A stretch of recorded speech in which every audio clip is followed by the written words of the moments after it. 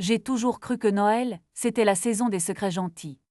Cette année-là, j'ai glissé le cadeau de ma femme sous le sapin, comme tous les ans. Mais en soulevant une boîte déjà là, je découvre un mot, pour ma seule et unique. L'écriture n'était pas la mienne. Si toi aussi, tu t'es déjà demandé qui écrit vraiment les messages sur tes cadeaux, abonne-toi, mets un like. 100 premiers likes en 24 heures, ça aide ceux qui vivent la même chose. Je vais vous ramener un peu en arrière, avant que tout bascule. À cette époque, mon quotidien ressemblait à pas mal de vie de couple. Un appartement assez moderne, 3 pièces, pas très grand mais lumineux, en plein centre-ville. Métro le matin, boulot, un retour vers 18 heures, parfois un détour par le supermarché. Le genre de routine qu'on finit par reconnaître rien qu'en entendant les clés tourner dans la serrure. Je n'ai jamais trouvé ça triste, au contraire, il y avait un confort dans cette prévisibilité. Ma femme et moi, on avait nos habitudes, des séries le soir, des plats rapides, des conversations qui paraissaient anodines mais qui, rétrospectivement, cachaient déjà des silences. Noël a toujours été mon moment préféré. Pas seulement pour les cadeaux, mais pour cette ambiance particulière, un peu suspendue, comme si tout le monde faisait un effort pour être meilleur. Le sapin chez nous, c'était presque un rituel sacré. On le décorait ensemble, même si, au fond, c'était surtout moi qui m'en occupais. Il y avait une tradition qui s'était installée sans qu'on s'en rende compte. Chaque année, je lui cachais un petit cadeau, toujours dans une boîte carrée, avec une étiquette écrite à la main, posée sur la même étagère du salon. C'était devenu un jeu, presque un repère. Elle faisait semblant de ne pas chercher, mais je la surprenais parfois à balayer du regard les étagères, surtout à l'approche du réveillon. Cette boîte, cette étiquette, c'était un peu la preuve qu'on avançait, qu'on avait encore des choses à se dire, à se donner. Mais cette année-là, quelque chose clochait. Je l'ai senti assez vite, sans pouvoir dire exactement quoi. D'abord, elle a changé de téléphone, du jour au lendemain, prétextant que l'autre était trop lent. Sauf qu'avec ce nouveau modèle, elle passait beaucoup plus de temps à lire des messages, à répondre, parfois même en pleine nuit, la lumière du portable lui dessinant des ombres sur le visage.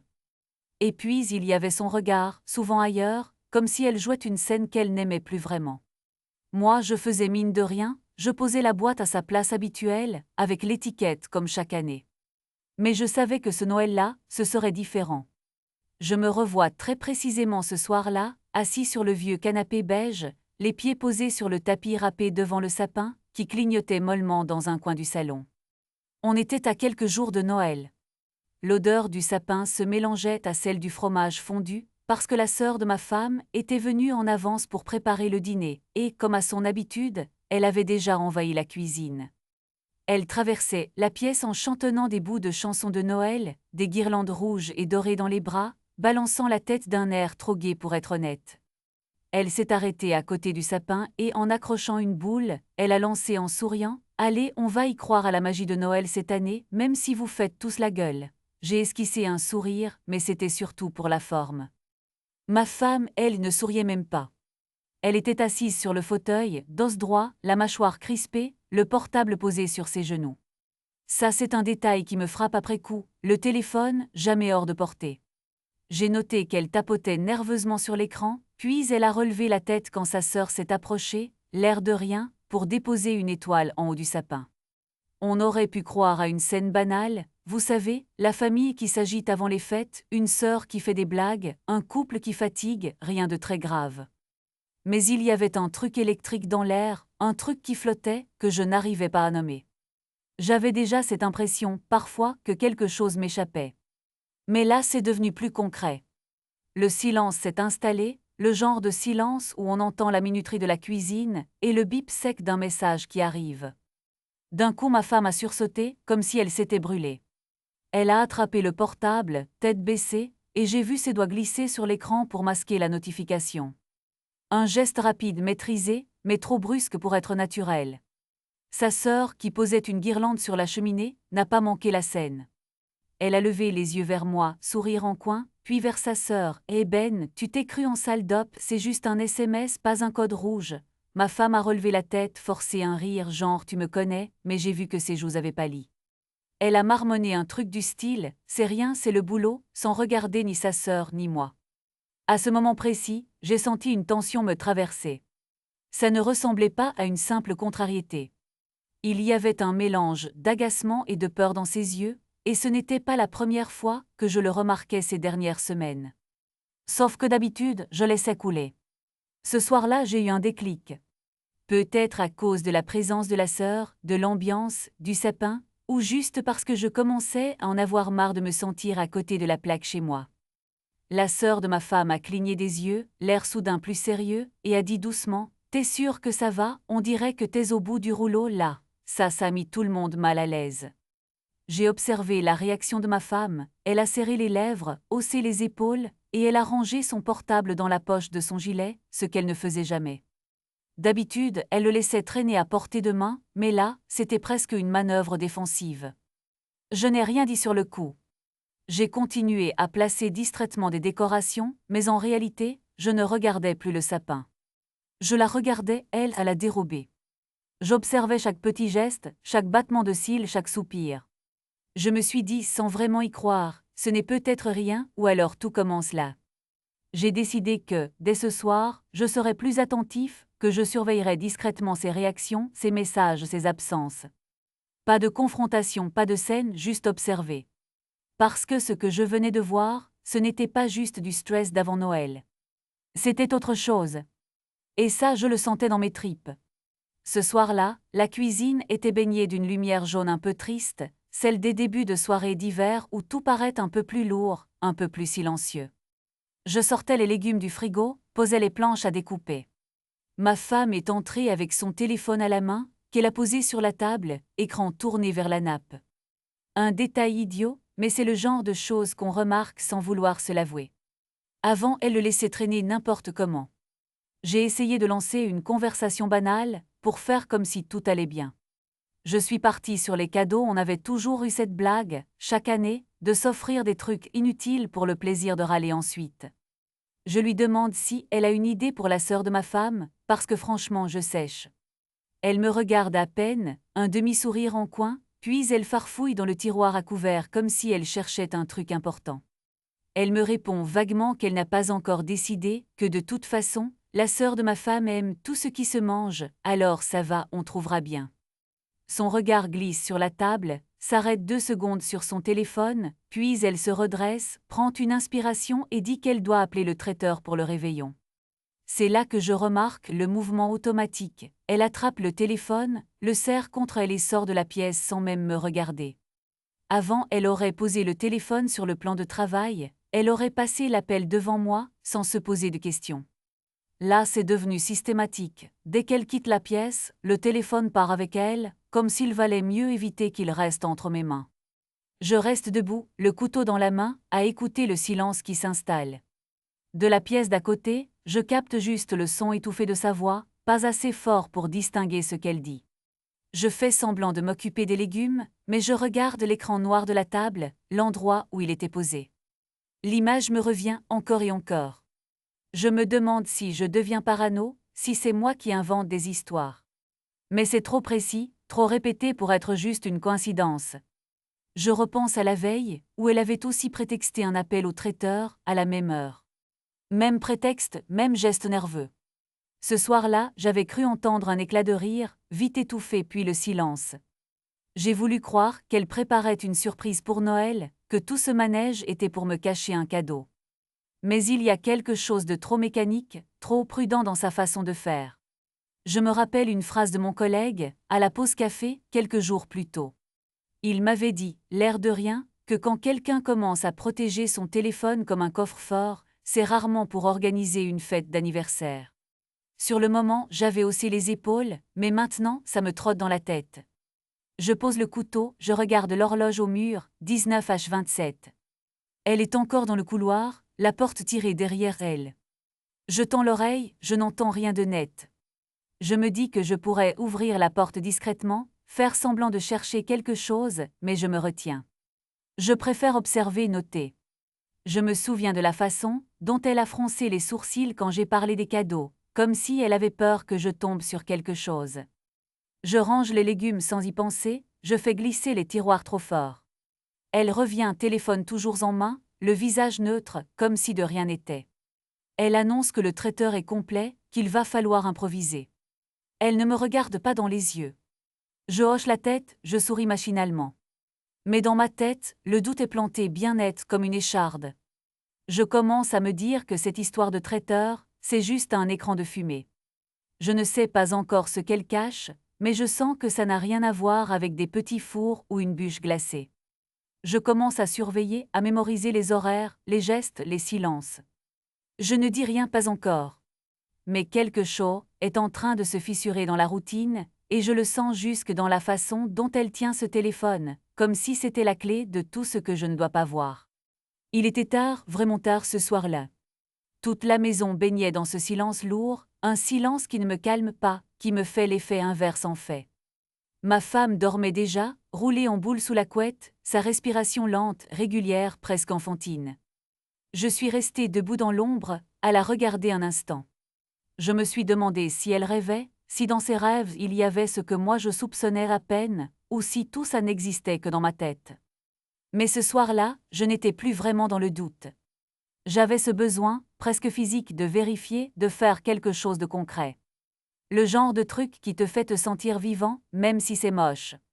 Alors j'ai murmuré un truc du genre, je vais chercher du papier cadeau, je ne sais même pas si elle a entendu, ou si c'était juste pour me donner une excuse à moi-même.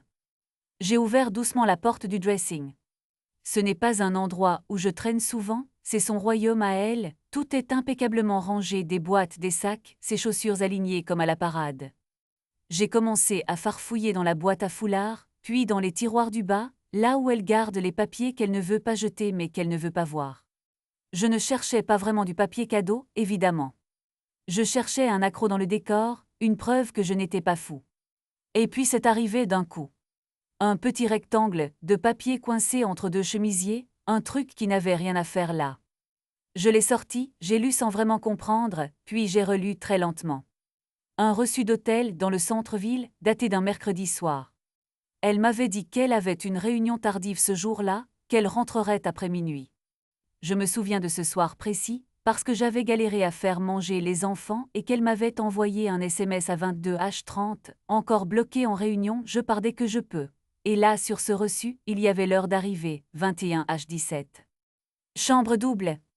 Son nom à elle, écrit à la main par la réceptionniste. Je suis restée figée, avec ce bout de papier dans la main, le cœur qui tapait trop fort. J'ai sorti mon téléphone sans réfléchir. J'ai pris une photo, en vérifiant que le flash était bien désactivé. Je me suis dit, bêtement, que c'était peut-être de la parano, que ça ne prouvait rien, mais au fond je savais que si. C'est là que j'ai compris que tout ce que je croyais solide pouvait se fissurer d'un coup, et que si je voulais vraiment savoir, il allait falloir arrêter de faire confiance à ces mots. Il fallait des faits, des preuves dures. Je me suis surpris à repenser à une phrase de la sœur de ma femme, un dimanche midi, « Tu fais trop confiance, toi, c'est mignon mais dangereux ». Sur le moment, j'avais ri. Mais ce soir, la phrase me revenait comme une gifle. En remettant le reçu exactement à sa place, j'ai repensé à tous ces petits détails que j'avais balayés d'un revers de main. Les appels pris depuis le balcon, les vêtements qu'elle disait avoir prêtés à une collègue, ce parfum différent qu'elle portait certains soirs. J'ai compris que je devais observer, noter, garder une trace de tout. Que si je voulais la vérité, il ne fallait pas crier, pas l'affronter tout de suite. Juste collecter, attendre, et voir jusqu'où ça irait. Avant de ressortir, j'ai jeté un dernier coup d'œil à ses affaires, à cette étagère où elle pose toujours sa montre, l'objet qu'elle ne quitte jamais, même pour dormir. C'est idiot, mais j'ai eu envie de la prendre, cette montre, de la retourner, de voir s'il y avait quelque chose de caché dessous. Je ne l'ai pas fait. Pas encore. Je suis retournée me coucher, le cœur lourd, mais avec une étrange impression de contrôle. Je savais que je venais de franchir une étape. Que la double vie, ce n'était plus un fantasme de jaloux, c'était une possibilité réelle. Et que la suite dépendrait de ma capacité à me taire, à observer, à assembler le puzzle, pièce par pièce. Je me suis endormie tard, avec le téléphone sous l'oreiller, la photo du reçu comme un secret brûlant. J'ai toujours détesté le parking de l'immeuble. Trop bas de plafond, trop de recoins, toujours cette odeur d'humidité et de plastique brûlé. Ce soir-là, je rentrais plus tard que d'habitude. Je n'avais pas envie de remonter. J'ai pris le temps de fermer la voiture, de vérifier 2 fois la portière, comme si je retardais l'échéance de retrouver l'appartement au-dessus, le silence et les questions qui tournent en boucle. En sortant de l'ascenseur, j'ai croisé un voisin, celui du 4E. On ne se parle pas beaucoup d'habitude, juste des bonjours, des sourires creux. Mais là, il s'est arrêté un peu gêné. Il m'a lancé un regard bizarre, hésitant. J'ai senti qu'il voulait dire quelque chose. J'ai continué à avancer, mais il a insisté, d'une voix basse, un peu comme s'il me confiait un secret qui ne le regarde pas vraiment. Dis, je voulais pas, je me permets, mais ta femme, elle a eu un souci avec sa voiture l'autre soir. Je l'ai regardé surpris. Bas à ma connaissance, pourquoi? Il a haussé les épaules, faussement nonchalant, mais il n'y croyait pas lui-même. Non, c'est juste que j'ai vu une voiture garée devant l'entrée, tard. Vers minuit, je crois. Elle est descendue, elle avait l'air pressée. Il y avait un gars avec elle. Un type que j'ai jamais vu ici. Mon cœur a ralenti d'un coup. J'ai senti que j'avais la bouche sèche. Je me suis forcée à sourire, à jouer le gars détendu, mais je savais que ça sonnait faux. Ah bon, tu sais quelle voiture c'était? Il a hoché la tête. Ouais, une Audi noire, un modèle récent. Elle a des phares et le dé assez voyant les plaques, c'est pas du coin. Et le mec, je sais pas, il devait avoir la quarantaine, le genre à costume. J'ai cru que c'était peut-être un collègue, mais bon, il avait pas l'air de s'attarder. Ils sont restés dans la voiture 5 minutes, puis ils sont montés. Il a marqué une pause, attendant que je réagisse. Je n'ai rien dit. J'ai juste noté dans ma tête, Audi noir, phares LED, plaque pas du coin, quarantaine costume. J'ai senti une forme de gratitude étrange pour ce voisin, alors même que j'aurais préféré qu'il ne dise rien. Savoir que les autres voient ce que je vois, c'est rassurant et humiliant à la fois. Je n'étais plus seule à douter. Le doute flottait dans le couloir, il s'échangeait dans un demi-sourire gêné. Il a continué, comme pour se justifier, je t'en parle parce que je sais pas, ça m'a surpris, c'est tout. On fait tous attention à qui rentre ici, tu comprends, avec les cambriolages, on fait gaffe. J'ai répondu machinalement, oui, t'as raison. Merci de m'avoir dit. J'ai croisé son regard, et j'ai vu qu'il comprenait que ce n'était pas anodin. Il a haussé les épaules, puis il est parti vers son box. Je suis restée là, à côté de ma voiture, à fixer le béton du mur.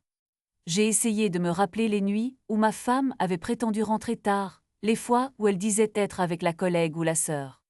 Est-ce que c'était ce soir-là? Je n'arrivais plus à faire le tri dans les excuses, les alibis. J'ai sorti mon téléphone, relu le dernier SMS qu'elle m'avait envoyé un soir de cette semaine-là. Je dors chez la collègue, on a bossé tard, je préfère pas prendre la route. J'ai gardé le message bien au chaud, un réflexe. C'est devenu automatique, chaque détail, chaque preuve potentielle, je les empilais, sans savoir encore à quoi ils serviraient. Un flashback m'est revenu brutal. 3 semaines avant, j'avais surpris ma femme en train de renifler son parfum dans l'ascenseur, comme pour vérifier qu'il n'y avait pas une autre odeur. Je m'étais dit que c'était une manie, que je me faisais des films. Mais ce soir, avec ce que le voisin venait de dire, ça prenait une saveur différente. Elle faisait attention à ce qu'on puisse sentir sur elle. Pas seulement pour moi. Je suis remontée plus lentement encore que d'habitude. Je savais que dès que je franchirais la porte, il faudrait jouer la comédie, comme si de rien n'était. J'ai noté quelque part, mentalement, que je devrais vérifier les caméras du parking si jamais j'en avais la possibilité. Je ne savais pas encore comment, mais j'ai gardé ça dans un coin de ma tête. Un détail de plus à ajouter au dossier invisible qui grossissait chaque jour. Ce soir-là, dans le parking, je n'ai pas juste croisé un voisin. J'ai compris que le mensonge débordait de l'appartement. D'autres voyaient, d'autres savaient ou devinaient. Ce n'était plus juste une histoire entre elle et moi. L'immeuble, les murs, les couloirs, tout commençait à devenir complice ou témoin. Ça change tout, ce moment où le doute devient collectif. On ne contrôle plus rien, on ne peut plus faire comme si on ne savait pas. Je me souviens très bien de cette fin d'après-midi au bureau. J'étais restée un peu plus tard que d'habitude, histoire de ne pas rentrer trop tôt, de retarder l'inévitable. Je fixais l'écran de l'ordinateur sans vraiment lire ce qui s'y affichait, perdu dans mes pensées, quand la porte s'est entr'ouverte. Mon collègue, celui dont la vie sentimentale commençait à ressembler à la mienne, a glissé la tête dans l'embrasure, l'air fatigué. Il s'est approché sans rien dire, a posé sa tasse de café à côté de la mienne sur le bureau. On n'était pas amis, pas vraiment, mais il y avait une forme de solidarité entre les gens cabossés.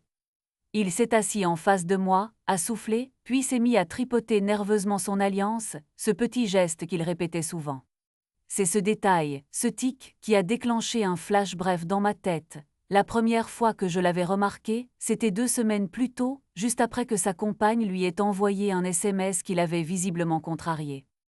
À l'époque, je n'y avais pas prêté plus d'attention que ça. Lui, il a commencé à me parler de ses doutes. Sa compagne, qui rentrait tard, qui évitait certaines questions, qui planquait son téléphone à chaque fois qu'elle allait dans la salle de bain. Il m'a raconté les petits signaux, les silences, les changements de routine. À mesure qu'il parlait, je sentais une tension monter en moi, parce que tout ce qu'il décrivait, je le vivais aussi. Mêmes symptômes, même ambiance, mêmes excuses vagues. Il a ri, un rire un peu sec, en me disant qu'il se sentait ridicule de fouiner, mais qu'il ne pouvait pas s'en empêcher. Puis il a sorti son téléphone, a ouvert son application bancaire et m'a montré un relevé. Il avait repéré des achats étranges, des retraits en liquide, des paiements sur des sites qu'il ne connaissait pas. Il m'a demandé si j'avais déjà pensé à regarder ce genre de choses. J'ai haussé les épaules, feignant l'indifférence. En vrai, je n'y avais pas pensé, pas sérieusement. Je m'étais contentée de vérifier des messages, de chercher des indices dans les conversations, mais jamais dans l'argent. Il a insisté en disant que souvent, c'est là que tout se joue. L'argent ne ment pas, il a balancé, presque gêné d'être aussi cynique. Je l'ai observé, son doigt glissant sur l'écran, les montants qui défilaient, les dates, les lieux. Je me suis demandé ce que je trouverais, moi, si je faisais la même chose. Un malaise a commencé à me serrer la poitrine. J'ai voulu changer de sujet, mais il a continué, me racontant comment, une fois, il avait confronté sa compagne avec un simple ticket de caisse trouvé dans la voiture. Elle avait nié, puis elle avait pleuré, puis elle était partie s'enfermer dans la chambre. Il m'a dit qu'il n'avait jamais eu de réponse claire, mais qu'il savait. Ce mot « savoir ». Je l'ai répété dans ma tête alors qu'il parlait. Je n'étais pas prêt à savoir, pas vraiment. Mais en même temps, rester dans le doute, ça devenait insupportable. On s'est retrouvés là, tous les deux, à faire semblant de parler boulot, mais en vrai, on était juste 2 gars qui essayaient de grappiller des miettes de vérité dans le chaos. Avant de partir, il m'a jeté « Regarde les comptes. C'est con mais ça dit toujours quelque chose. » Il a pris sa tasse, m'a tapé sur l'épaule et s'est cassé. Je suis restée seule, la lumière du soir tombant sur le bureau, et j'ai eu cette sensation étrange, comme si le sol venait de bouger sous mes pieds. En rentrant chez moi ce soir-là, je savais déjà ce que j'allais faire. J'ai ressorti le classeur des relevés, le code de l'espace en lit. Pour la première fois, je me suis autorisée à fouiller dans ce territoire qu'on considérait, jusque-là, comme neutre. L'argent, les habitudes, les écarts. Ce soir-là, sans le dire à personne, j'ai décidé que je regarderais tout. Je ne voulais pas être celui qui découvre trop tard. Le collègue m'avait soufflé l'idée, mais c'est moi qui allais la mener jusqu'au bout. Le salon la nuit. C'est là que je me retrouve, lumière tamisée, ordinateur portable ouvert, une bière à moitié vide à côté de moi. Je suis fatiguée, mais il y a une sorte de tension électrique qui me tient éveillée, une énergie nerveuse qui tourne en boucle dans ma tête. Je repense à tout ce que j'ai vu, entendu, ressenti ces derniers jours.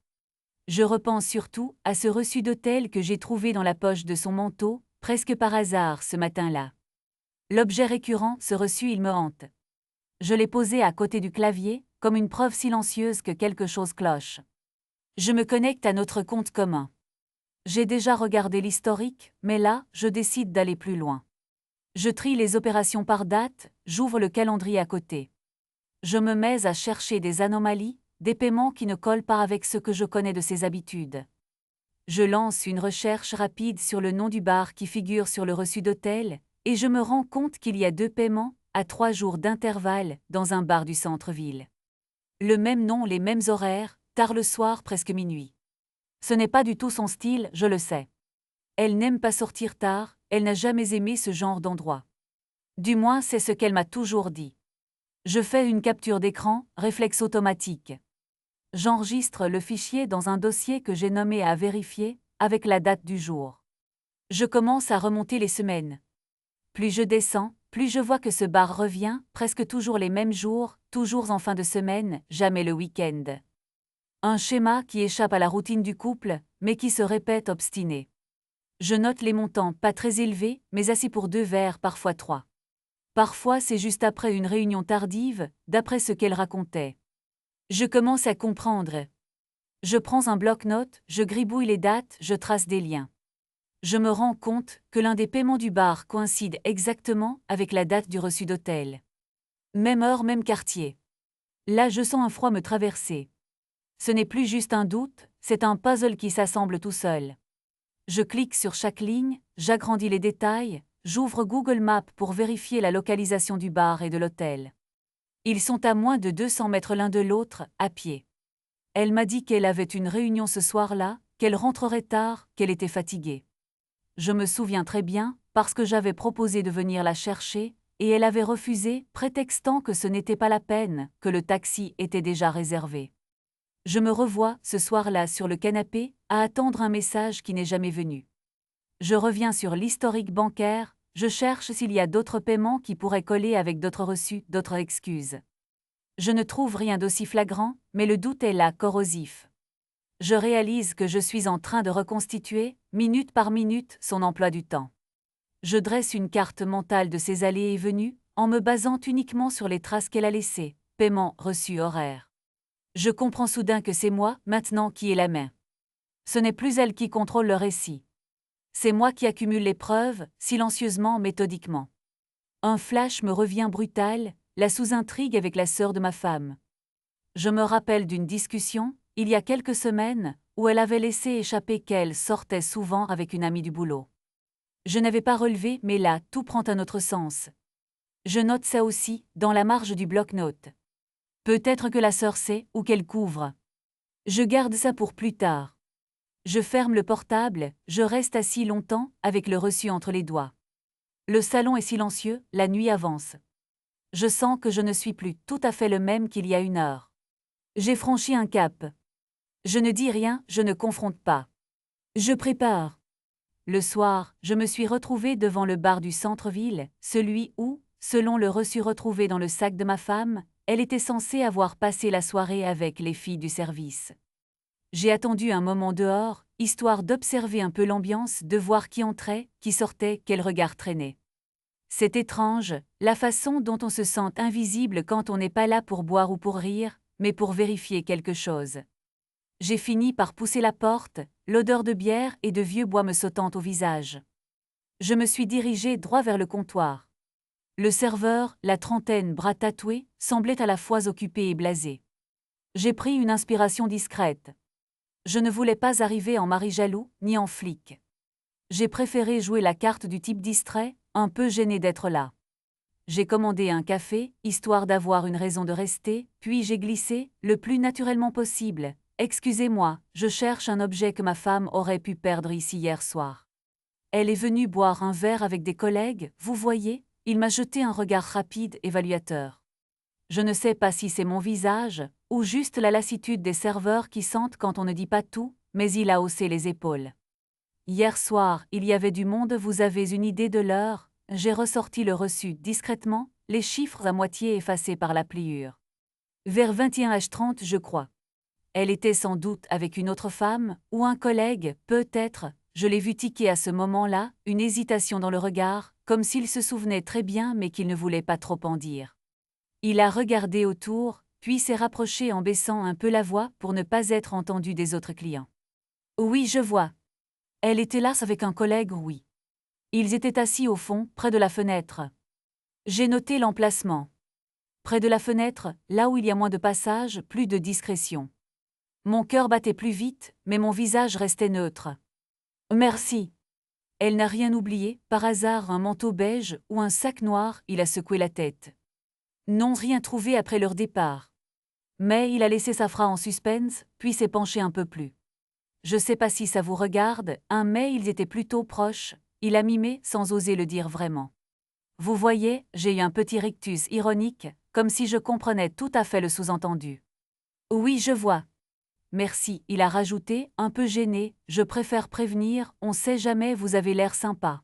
J'ai noté son malaise, comme s'il avait peur d'être impliqué dans une histoire qui le dépasse. J'ai payé le café, je n'y ai même pas touché. En sortant, j'ai jeté un regard vers la table près de la fenêtre. Un verre oublié, des miettes sur la nappe. J'ai pensé à la dernière fois que j'étais venue boire ici avec ma femme, à la façon dont elle s'asseyait toujours côté fenêtre, comme pour surveiller la rue. Flashback rapide, elle qui me disait « on se sent mieux en voyant l'extérieur, non ?» et moi qui hochais la tête sans vraiment comprendre. Cette manie me revient d'un coup, et je me rends compte qu'elle n'a jamais changé ses habitudes, même pour ses mensonges. Dans la rue, je me suis arrêtée devant le bar. Cette fois, je n'avais plus un doute mais un témoignage, un serveur extérieur à nos vies, qui venait de confirmer ce que je soupçonnais. Ce n'est pas un message, pas une trace numérique, c'est un regard, une phrase, un geste de la main d'un inconnu. C'est presque plus solide parce que ça ne ment pas. Je me suis sentie bizarrement calme, alors que sur le papier, je venais de franchir une étape. Le serveur ne savait rien de moi, ni de notre histoire, mais il venait d'ouvrir une porte.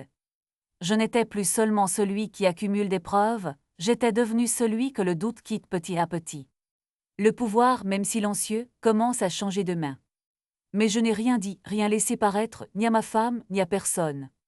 Pas encore. Le bruit de la douche résonnait dans la salle de bain, une sorte de rideau sonore qui isolait ma femme du reste de l'appartement. J'étais assis à la table, une tasse de café froid devant moi, à moitié vidée. C'était toujours ce moment-là, entre 19 et 20 heures, qu'elle disparaissait 10, parfois 15 minutes, porte fermée à clé. Avant, je n'y faisais pas attention. Maintenant, je notais tout, le rythme, la durée, les bruits, même la façon dont elle chantonnait parfois, comme si tout allait bien. Mais ce soir-là, quelque chose a changé. Son téléphone, posé à côté de moi, s'est mis à vibrer 2 fois, puis une 3e. L'écran s'est allumé sans code, WhatsApp affiché en plein milieu. Je n'ai pas bougé tout de suite. J'ai juste regardé la salle de bain, vérifié que la porte était bien fermée, puis j'ai pris le téléphone dans la main. Je sentais mon cœur battre trop fort, comme si je faisais une connerie monumentale. Mais honnêtement, à ce stade, la peur de la vérité avait laissé place à une sorte de calme froid. C'est ça la lucidité. Je savais exactement ce que je cherchais. Sur l'écran, le message était encore là, non lu, en haut de la conversation. J'ai hâte de te voir après Noël. Pas de nom enregistré, juste un numéro. L'icône était un cœur rouge. Le reste du message était masqué, mais franchement, il n'y avait pas besoin de plus. Je n'ai pas réfléchi longtemps. J'ai sorti mon propre téléphone, activé l'appareil photo, et j'ai pris une photo nette de l'écran bien en face. L'image montrait tout, la date, l'heure, le nom de l'application, le message exact. J'ai gardé la main ferme pour ne pas trembler pour que ce soit net. 2 secondes, pas plus. Dans la foulée, j'ai ouvert ma boîte mail perso, celle que je n'utilise jamais sur mon téléphone, pour ne pas laisser de traces. J'ai envoyé la photo à mon adresse, objet preuve. Ça paraît simple, mais à ce moment-là, j'avais l'impression d'être un espion dans mon propre appartement. Je me suis remis à ma place, j'ai reposé son téléphone exactement comme il était, écran vers le haut, incliné sur le carnet où elle note ses courses. J'ai vérifié que rien ne dépassait, que la conversation était toujours en haut, non lue. La douche continuait ruisselante comme une horloge. J'ai repensé à la sous-intrigue de la carte cadeau. Flashback 3 semaines en arrière, elle avait insisté pour offrir une carte cadeau à la sœur de ma femme, pour la déco, disait-elle. Elle avait pris en photo le code d'activation, au cas où, un truc qu'elle ne faisait jamais. Je l'avais trouvé bizarre, mais j'avais laissé couler. Ce genre de détails, à l'époque, je ne les reliais pas. Maintenant, je voyais la mécanique, garder des preuves, prévoir les problèmes. Sauf que moi aussi, je savais faire. La douche s'est arrêtée. J'ai effacé les notifications sur mon propre téléphone, vérifié que le mail était bien envoyé, puis j'ai verrouillé l'écran. Elle est sortie quelques minutes plus tard, serviette autour des cheveux, sourire automatique. Elle a jeté un œil à son téléphone, l'a pris, a effleuré l'écran. Rien. Elle n'a pas réagi, pas un muscle du visage. J'ai bu une gorgée de café froid sans un mot. Ce soir-là, j'ai senti que le rapport de force avait changé. Je n'étais plus seulement celui qui subit, qui doute, qui ose à peine regarder la vérité en face. J'avais une preuve concrète, numérique, indiscutable. Je n'avais pas besoin de la confronter tout de suite. Je pouvais attendre, observer, préparer la suite. Le message restait dans ma tête, comme une claque silencieuse. J'ai hâte de te voir après Noël, ce n'est pas le genre de phrase qu'on envoie à un collègue ou à un ami. C'est explicite, c'est irrécupérable. Je savais que, quoi qu'elle dise plus tard, j'aurais ce mail, cette photo, ce moment précis où la vérité était tombée, sans bruit, sans cri. Le pouvoir commençait à glisser, lentement, dans ma direction. Et pour la première fois depuis des semaines, je n'étais pas seulement spectateur. Je me souviens très bien de ce soir-là, dans la chambre d'Amy. J'avais presque oublié à quoi elle ressemblait, cette pièce, tant on n'y allait jamais. J'avais presque envie de m'excuser d'être là, mais la situation était devenue trop étrange pour que je m'arrête à ce genre de détails. La sœur de ma femme était venue passer la nuit, soi-disant pour profiter de la famille, mais je sentais qu'il y avait autre chose. Je l'ai retrouvée assise sur le lit, les jambes repliées, à regarder distraitement une vieille photo posée sur la commode. C'était la fameuse photo de vacances où tout le monde souriait, y compris ma femme, comme si rien ne pouvait jamais venir casser ce tableau. C'était l'objet récurrent, ce cadre en bois toujours là, témoin silencieux dans chaque pièce où on le posait. Je me suis assis à côté d'elle, pas trop près, pour ne pas lui donner l'impression que j'allais la cuisiner. Pourtant, c'était exactement ce que j'avais en tête. Elle a relevé les yeux, un peu surprise. Je crois qu'elle s'attendait à ce que je prenne des nouvelles banales, mais j'ai été directe, sans agressivité. Je lui ai demandé si elle avait remarqué un changement chez sa sœur ces derniers temps. Un silence a suivi, assez long pour que je comprenne qu'elle pesait ses mots. Elle a fini par souffler, tu sais, je me pose des questions aussi. Elle n'est plus vraiment comme avant. Je n'ai rien dit, je l'ai laissé dérouler parce que je sentais que ça venait. Elle a joué avec la manche de son pull, comme si elle cherchait une issue, puis elle a repris d'une voix plus basse, presque gênée. L'autre jour, je l'ai entendue au téléphone. Elle croyait que j'étais déjà partie. Sa voix était différente, tu vois, c'était pas le ton qu'on prend avec une copine ou le boulot. Je sais pas à qui elle parlait, mais c'était bizarre. Elle disait qu'elle ne pouvait pas trop parler, qu'elle allait arranger les choses, que ça ne pouvait pas durer comme ça. J'ai senti un frisson me traverser, pas de peur mais de validation. Je n'étais pas fou et surtout, je n'étais plus seule à le penser.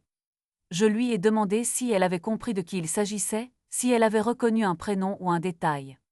Elle a secoué la tête, mais a ajouté qu'elle avait entendu le mot samedi, comme un rendez-vous ou une échéance. J'ai noté mentalement ce détail, samedi. Je savais déjà que cette date revenait souvent dans les messages effacés du téléphone de ma femme, ces notifications fantômes que je retrouvais dans les logs.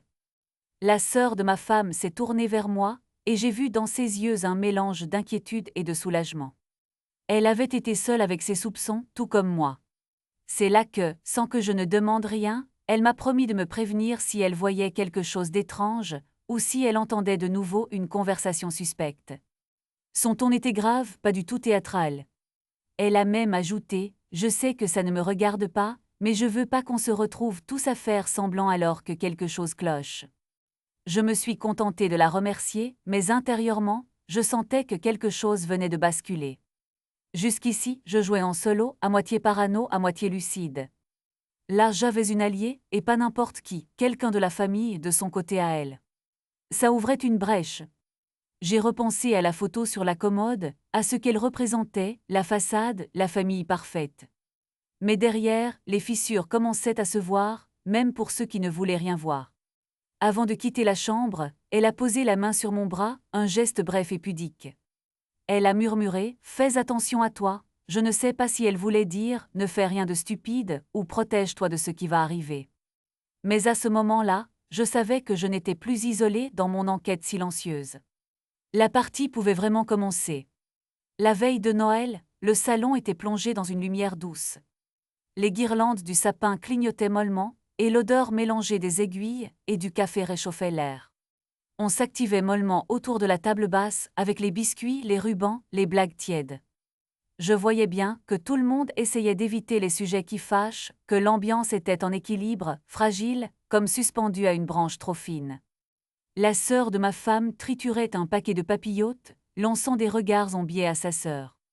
Ma femme, elle, avait le sourire mécanique, celui qu'elle sortait pour les photos de famille ou les repas avec ses parents. Je ne l'avais pas vue vraiment rire depuis des semaines. J'ai posé la fameuse boîte, celle que j'avais retrouvée dans le tiroir de la chambre, soigneusement enveloppée avec une étiquette pour ma seule et unique. Je l'ai placée bien en évidence, juste sous le sapin, entre le train électrique de notre fils et un vieux Père Noël en plastique. J'ai vu la main de ma femme s'arrêter net dans son geste. Elle s'est figée une demi-seconde, les yeux plantés dans la boîte comme si elle venait de croiser un serpent dans le salon. J'ai fait semblant de ne rien voir, continuant à discuter avec la sœur de ma femme, qui ne se doutait de rien. Je me suis levée, prétextant devoir chercher une bouteille dans la cuisine, mais en réalité, je n'avais qu'une idée en tête, capturer ce moment. J'ai sorti mon téléphone, enclenché la vidéo discrètement, le calant contre un coussin du canapé à portée de vue du sapin et de la boîte. Je faisais semblant de fouiller dans un placard, tout en gardant un œil sur la scène. Ma femme a jeté un coup d'œil circulaire. Elle pensait sans doute que personne ne la regardait. Elle s'est penchée vers le sapin, a attrapé la boîte, l'a tournée dans ses mains, et son visage s'est fermé complètement. Les joues pâles, la respiration coupée. Elle a essayé de glisser la boîte derrière les autres paquets, maladroitement, mais la sœur a remarqué le manège. C'est pour qui celui-là a demandé la sœur, l'air intrigué. Ma femme a bredouillé, la voix blanche. Oh, c'est rien, c'est un vieux truc, je crois que c'est un échange de l'an dernier. La sœur n'a pas insisté, mais elle s'est tournée vers moi, interrogative. J'ai haussé les épaules, comme si tout cela m'échappait. Dans ma tête, je notais chaque détail, l'hésitation, la mini-panique, le changement brutal. Je savais que ma femme n'avait aucune explication cohérente à fournir sur ce cadeau censé être pour elle, mais qu'elle n'avait jamais reçu et qui avait été soigneusement caché. Et maintenant j'avais la vidéo. Une preuve pas juste de ses paroles, mais de son comportement, de sa peur, de sa volonté de faire disparaître la boîte à tout prix. Quand je suis revenue dans la pièce, la boîte avait changé de place. Elle était planquée derrière un gros paquet, presque invisible. Ma femme évitait mon regard, fixant la nappe, triturant un morceau de scotch entre ses doigts. Sa sœur, elle, sentait bien que quelque chose clochait, mais ne disait rien. Je me suis assis, sans rien dire, laissant peser le silence quelques secondes de plus qu'il n'aurait fallu. Je n'ai pas parlé de la boîte. Je n'ai pas parlé de la vidéo. J'ai juste regardé ma femme, et je crois que dans mon regard, elle a compris que je savais. Elle s'est renfermée, comme si elle avait claqué une porte à l'intérieur. Son attitude a basculé, moins bavarde, plus sur la défensive, comme quelqu'un qui sait que la partie est presque terminée, mais qui joue encore la montre. Je voyais la sœur qui tentait de relancer la conversation, mais tout était devenu tendu, même les rires sonnaient faux. Je suis montée dans la chambre quelques minutes plus tard, sous prétexte de chercher des piles. J'ai vérifié la vidéo, on voyait tout, la crispation, la tentative de dissimulation, le malaise. Une preuve froide, objective qui ne ment pas. J'ai rangé le téléphone dans ma poche. Ce soir-là, je savais que la dynamique avait encore changé, que j'avais désormais un levier solide, et que ma femme, elle, le sentait aussi. Rien n'était dit, mais tout était déjà presque joué. J'ai attendu que la maison soit silencieuse, que la lumière du couloir filtre à peine sous la porte, que la nuit tombe vraiment. Je suis entrée dans la chambre sans bruit. Ma femme était assise sur le lit, le dos droit, son téléphone posé à côté d'elle, écran noir. Elle ne s'est pas retournée tout de suite, mais elle savait. Je me suis approchée, j'ai posé sur la couette la petite pile que j'avais préparée dans mon bureau, le reçu d'hôtel plié net. Une capture d'écran imprimée, le relevé du paiement sur notre compte commun. Mon téléphone, prêt avec la capture du message WhatsApp. Et la clé USB, que j'ai sortie lentement, en la faisant tourner entre mes doigts, l'objet qui revient depuis le début, presque banal, sauf là ce soir. Je n'ai pas levé la voix. J'ai juste dit « on va s'asseoir et tu vas l'écouter ». Elle a voulu parler, j'ai levé la main. « Attends !» J'ai commencé par le reçu d'hôtel. Je l'ai posé devant elle. J'ai précisé la date, l'heure. C'est la nuit où tu m'as dit que tu dormais chez ta sœur. Elle l'a regardé sans bouger, puis a tenté un sourire fatigué. Ce n'est pas ce que tu crois, ça j'ai continué.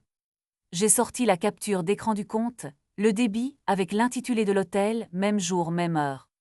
J'ai lu à voix haute, Hôtel du Parc, 142 €, samedi 16 décembre, 23h47, je me suis arrêtée.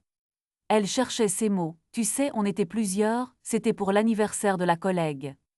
Je n'ai pas commenté. J'ai juste ouvert le dossier WhatsApp sur mon téléphone. J'ai montré l'écran, le message à son amant, avec la localisation partagée cette nuit-là, la phrase « J'y suis, chambre 214, viens vite », silence. Je me suis assis face à elle. Elle a reculé d'un centimètre, la main sur le coussin. J'ai sorti la clé USB.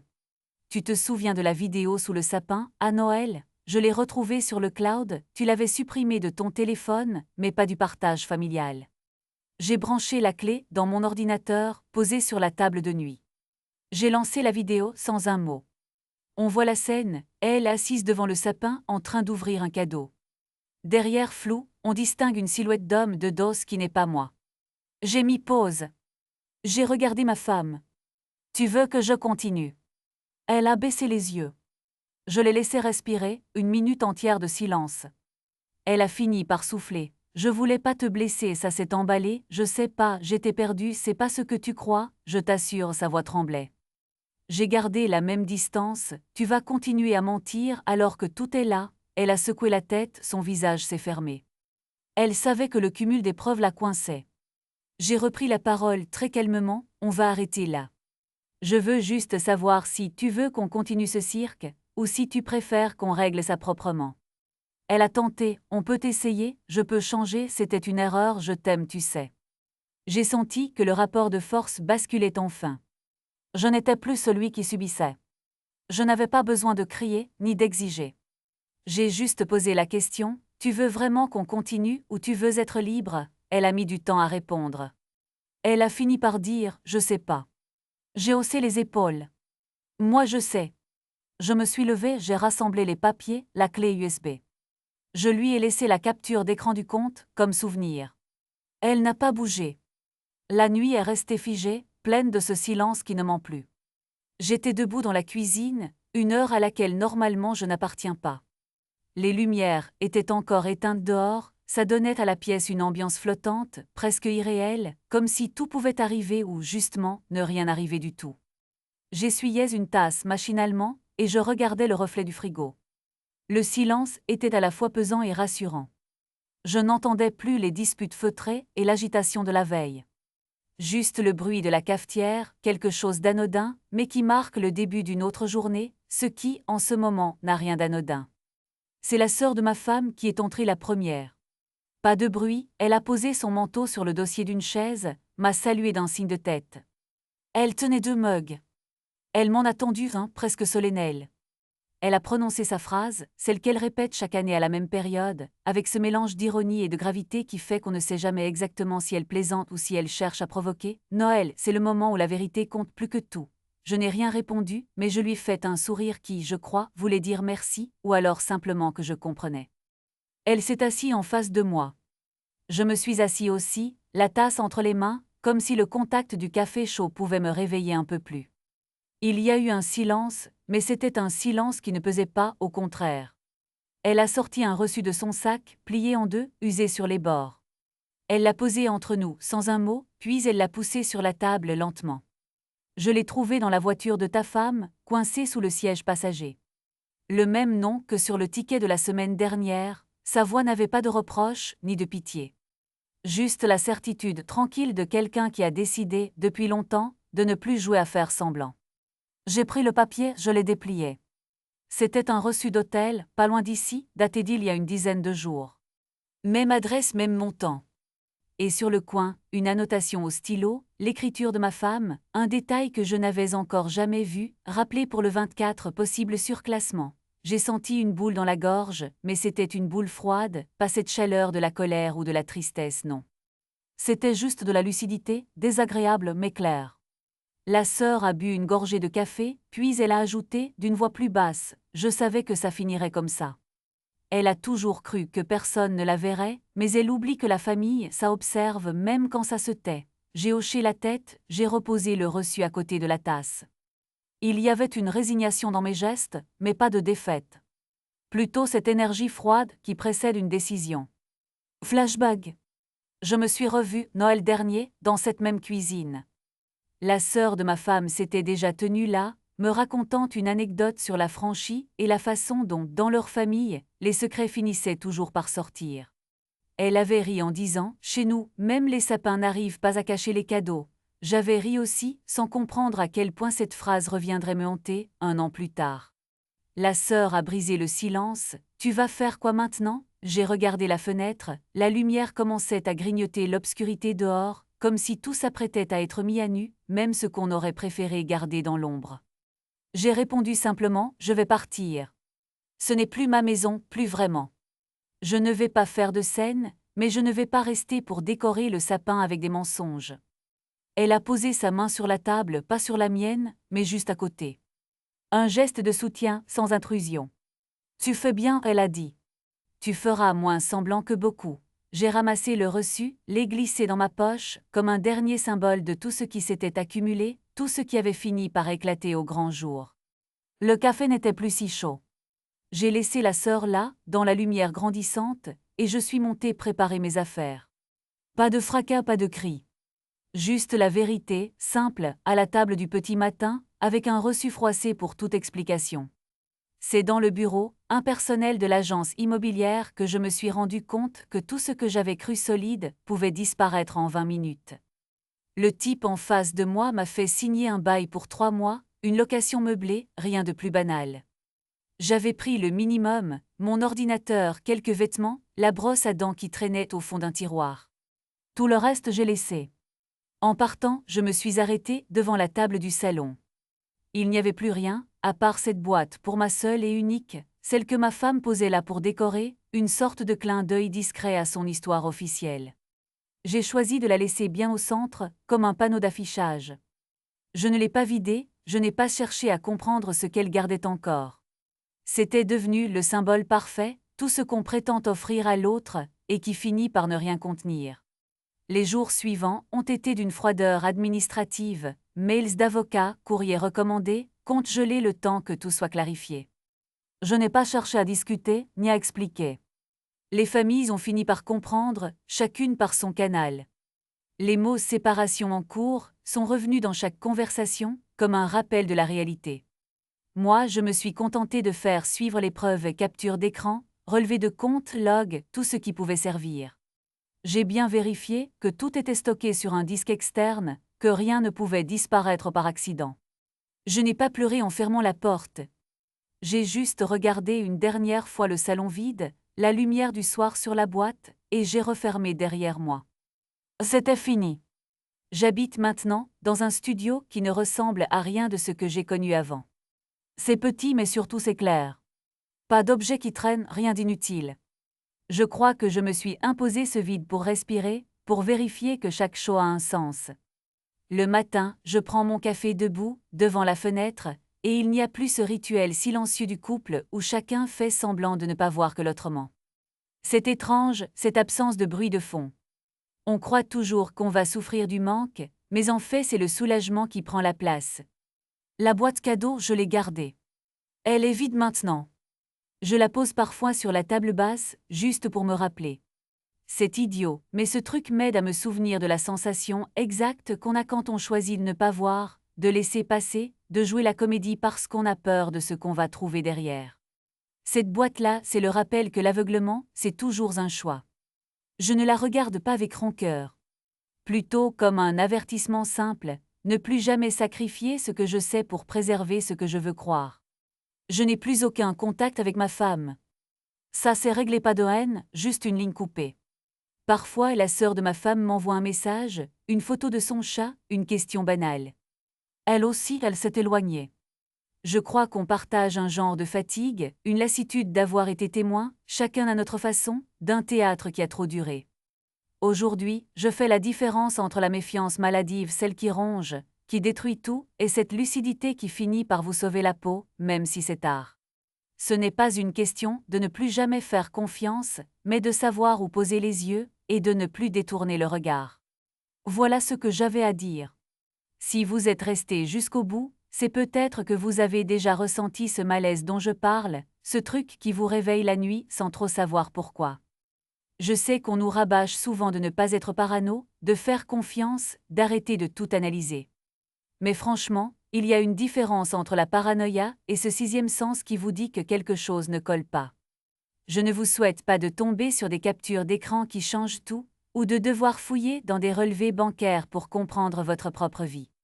Mais si ça arrive, ne mettez pas tout sur le compte de la jalousie ou de la fatigue. Parfois, les preuves sont là devant vous, juste suffisamment cachées pour que personne n'ose regarder. Je suis curieux de savoir si ça vous est arrivé, si vous avez déjà eu à choisir entre fermer les yeux ou affronter la vérité. Racontez en commentaire votre histoire ou ce que vous avez décidé de faire. Et si cette vidéo vous a parlé, abonnez-vous, laissez un like, franchement les 100 premiers en 24 heures, ça aide vraiment à ce qu'elle soit vue par ceux qui en ont besoin. Merci.